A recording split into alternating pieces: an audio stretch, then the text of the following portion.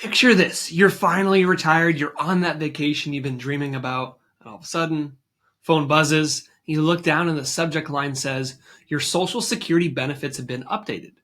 So out of curiosity, you open the email. What's this about?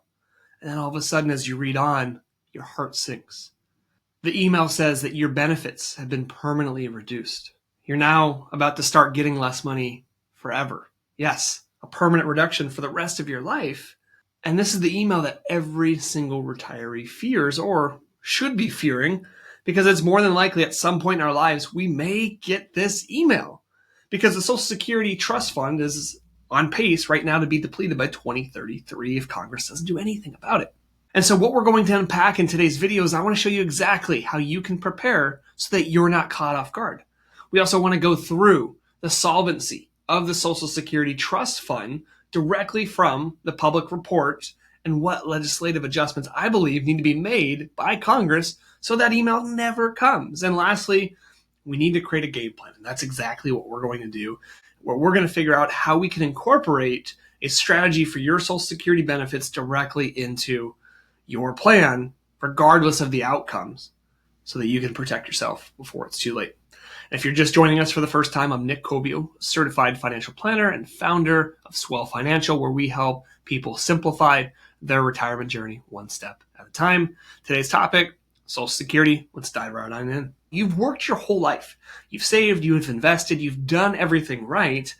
And if you're like most folks approaching retirement, you've run the numbers and double checked them and checked them again and again. And only to have 25% of your Social Security income gutted, that's not fair. That jeopardizes a big portion of your plan. And so I'm not here to get all doomsday or apocalyptic. That's not the point of this video. Rather, it's to prepare you for the real possibility that this email could happen with the path that we're on today and how we need to have a plan to prepare for that while we're still working today, so that even if that does happen or a myriad of other outcomes, we're still okay.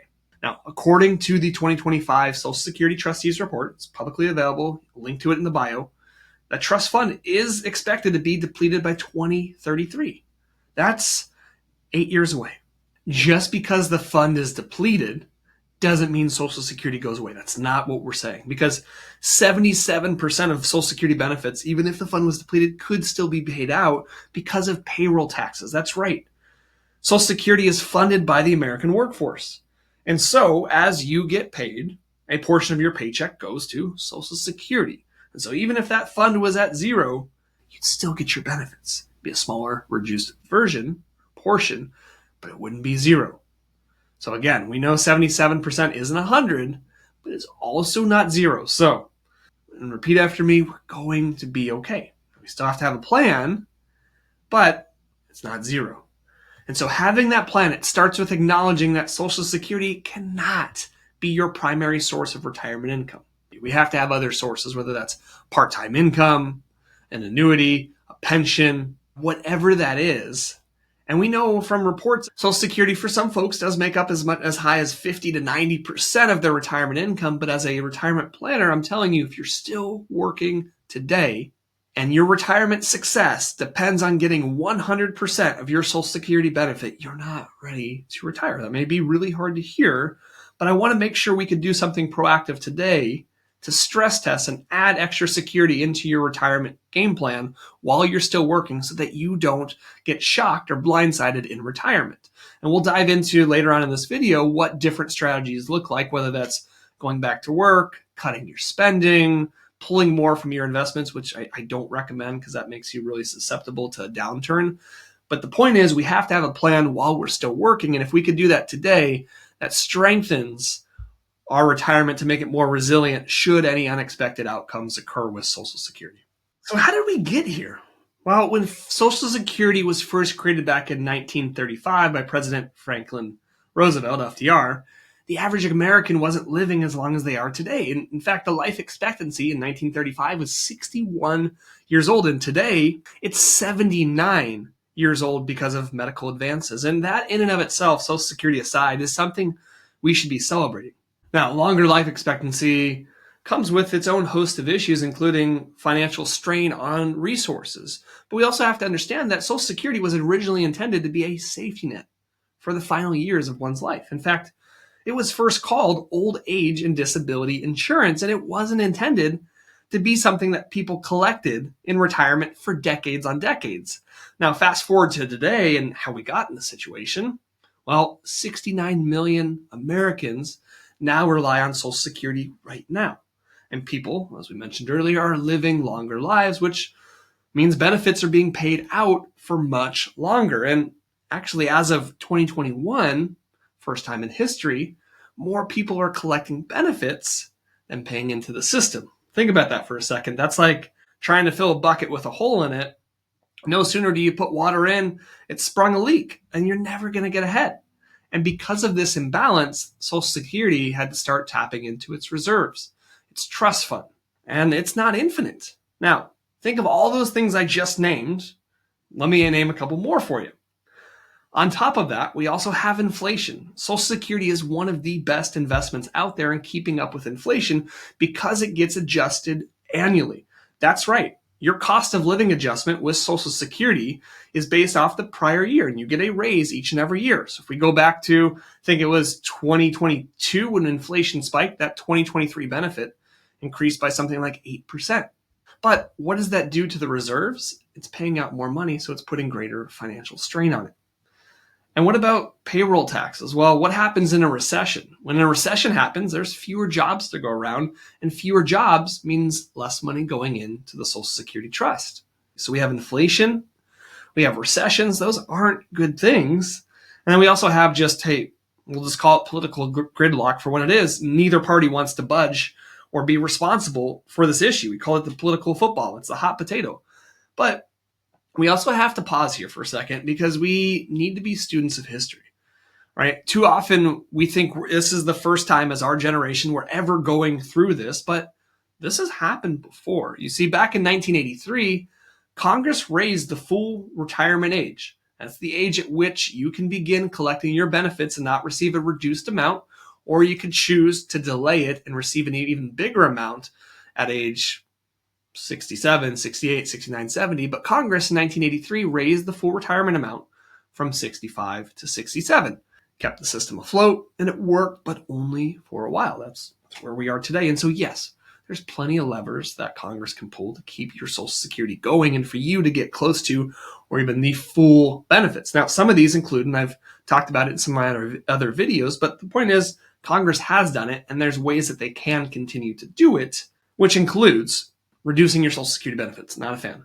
Moving the full retirement age factor from 67 to 67 and a half, 68, 69, so on and so forth. We push it down the road. There's also raising the payroll tax, which means, I don't know if you know this, but for individuals making $176,100 or more, once you exceed that level, you stop paying in the Social Security. So if you make $350,000, that's almost half of your income that doesn't have to pay into Social Security. Think about all, the high income earners out there. That's a really quick solve if we just played a flat percentage. Again, not popular, but there are different ways that we could look into this. Now, getting this email can certainly be terrifying. I get it. But the worst is going into retirement blindly, expecting everything to be okay and without having a plan.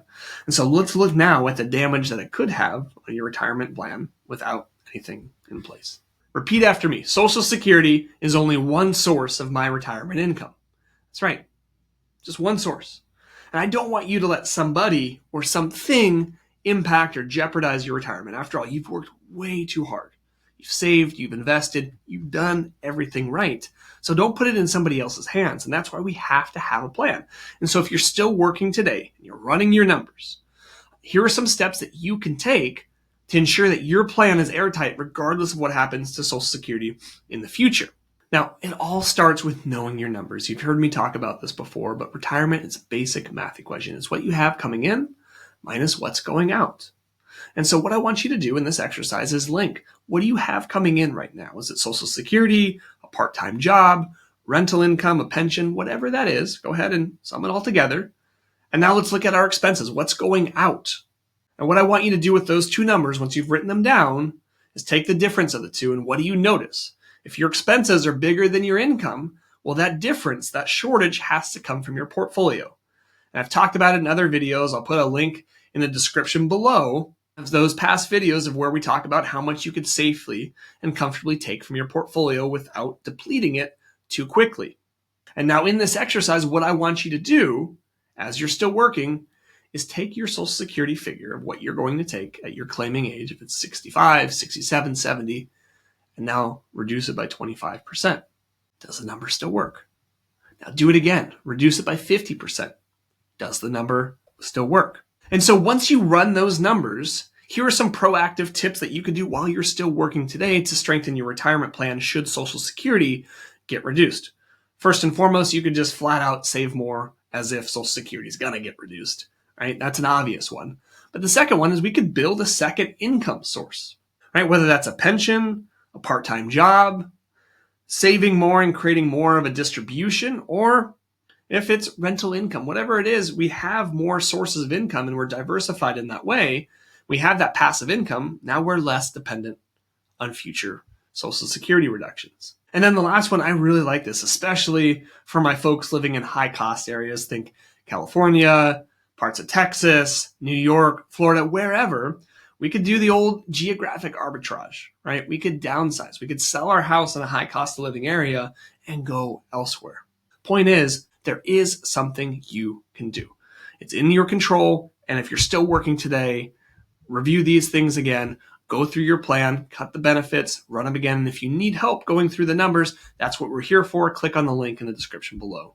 Now, the exercise I want to take you through using real clients of mine, their names have been changed, is in the case of Frank and Janet, let's say they got that email. Their benefits have now been reduced by 25 or worse, 50%. This is the exercise that I want you to go through using your own figures. So for Frank and Janet, they're doing great. Everything's working in their retirement plan. They're in their mid-50s. Retirement's on the horizon. They're empty nesters. They have goals of traveling and giving money to their kids and things that are important to them. And they've been able to save and accumulate well over $1 million, and their mortgage is almost paid off. And we can see they both have great jobs and retirement is within reach. Janet's going to have a pension, but what happens if they get that dreaded email? Let's take a look. Because for Frank and Janet, they want to retire before 65, which means they're going to have to put more stress on their portfolio before Social Security kicks in. And if they get that email that their Social Security benefits have been reduced, they're in big trouble. Do you see what happens here? This is why it's so proactive to run those numbers now. It's so beneficial because if it's a 25% reduction, all of a sudden their retirement's on shaky ground. And if it's an even bigger reduction, they can't retire at 60. They're going to have to make some adjustments.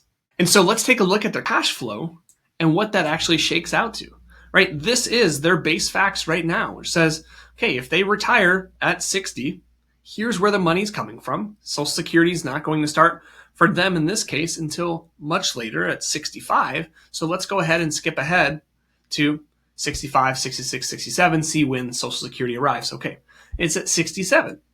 It's 58,000. And then as both spouses start taking it, you can see in its full year at 2040, it's about $100,000. Now let's look at what if those benefits were reduced by 25%? All of a sudden, we now see that 100,000 drops to 75,000. And what happens here in red? They're now having to pull out $30,000 more from their cash flow.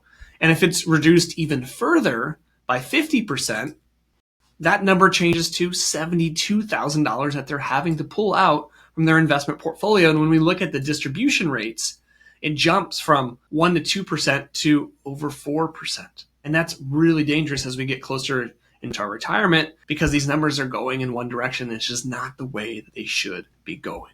Remember, retirement's all about having options. It's all about being creative and having flexibility. So you're better off running the numbers today, seeing if those numbers work. And if they don't, going back to the drawing board. And if you have questions as you're going through that exercise, reach out, click on the link in the description below. We'll send you a personalized Loom video. We'll run those scenarios alongside you so that you can have confidence going into your retirement. Thanks again so much for watching. We'll see you in the next video.